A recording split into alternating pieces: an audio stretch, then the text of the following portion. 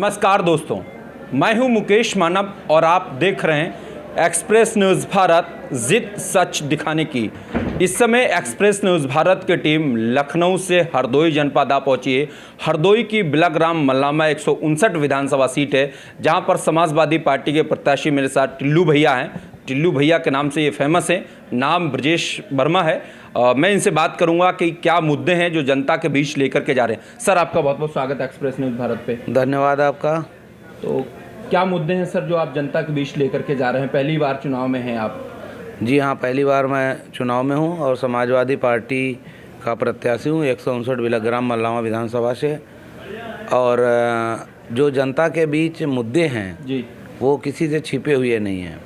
चाहे वो बेरोजगारी का मुद्दा हो, चाहे वो किसानों का मुद्दा हो, चाहे वो किसानों के एमएसपी हो, चाहे किसानों के आय दोगुनी करने की हो, चाहे बच्चों की पढ़ाई की हो, सभी मुद्दों पे सरकार जो है फैल है और विफल है। और इन्हीं मुद्दों पे हम लोग चुनाव लड़ रहे हैं। तो क्या लग रहा है, जिस तरीके से योगी जी कह रहे हैं हमारी 350 सीट आ रही है, अखिलेश जी कह रहे हैं कि 400 सीट आ रही है। देखिए, योगी जी कुछ भी बोल सकते हैं क्योंकि भाजपा झूठ की सरकार है और जुमलेबाज की सरकार है। वो लोग बोलने को तो कुछ भी बोल देंगे, जनता को गुमराह करके 15 लाख देंगे कि आकर के 5 किलो राशन पे उनको छोड़ दिए। तो वो बोलने को तो कुछ भी बोले। ये है कि अखिलेश यादव जी की सरकार आ रही है, समाजवादी की सरकार बन रही है, ये सच है। रात के 12 बजे भी अखिलेश यादव जी जहाँ खड़े हो जाते हैं, जहाँ पर लाखों करोड़ों के समर्थकों की भीड़ लग जाती है और उनकी भी रैलियाँ होती हैं, उनको भी आप देख सकते हो। और सरकार हमारी बनने जा रही है। 10 मार्च को आप इसका रिजल्ट देख लें। एक बहुत बड़ा सवाल आजकल जो उठ रहा है उत्तर प्रदेश में, वो ये है कि योगी जी ने कहा है कि 10 मार्च के बाद गर्मी उतार देंगे। देखिए, ये तो भाई उनकी मानसिकता है, कैसे क्या बोलते हैं। आप भी जानते हो योगी जी पर कितने मुकदमे लगे थे। जी जी, उनका आपराधिक बैकग्राउंड रहा है जी। तो वो तो ठोकों की राजनीति, गर्मी उतार दूंगा, जो जिस भाषा में समझेगा उसको उस भाषा में समझा देंगे। उनकी ऐसी भाषा है जो कि होनी नहीं चाहिए। प्रदेश के, इतने बड़े प्रदेश के मुख्यमंत्री के ये अल्फाज और ये भाषा तो उचित नहीं है। और बाकी तो बोलने के लिए हर कोई स्वतंत्र देश में स्वतंत्र है, कुछ भी बोल सकता है। जब सर मैं गांव में गया हूं तो गांव में सबसे ज़्यादा जो समस्या है आजकल गाय और सांड को लेकर के, किसान आदमी बहुत परेशान है। सारा दिन रात तो जो है गाय और सांड को मन बना लिया, वो तो आपको 10 मार्च को मालूम हो जाएगा। वाकई में सांड के मुखिया को भगा दिया जाएगा। और गायों की वाकई में जो समस्या है किसान भाइयों की, बहुत बुरी समस्या है।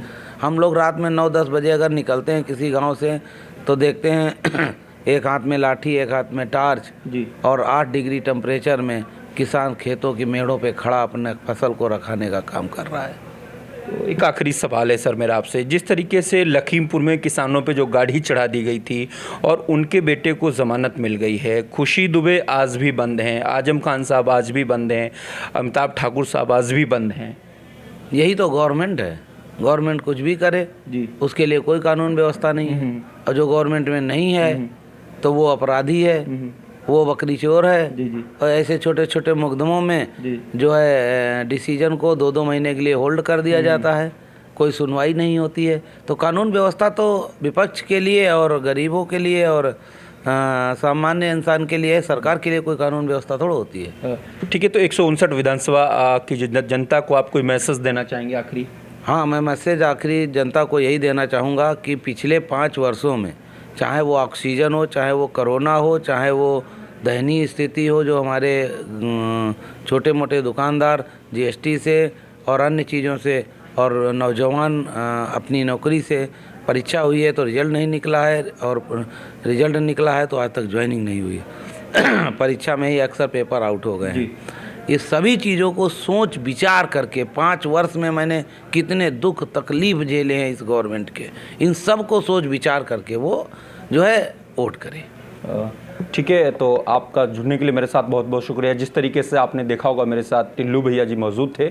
और आजकल के जो मुद्दे हैं, अब जनता यहाँ की होशियार हो गई है। अब मंदिर और मस्जिद पे भिड़ने वाली नहीं है, 80 बनाम 20 की राजनीति अब होने वाली नहीं है।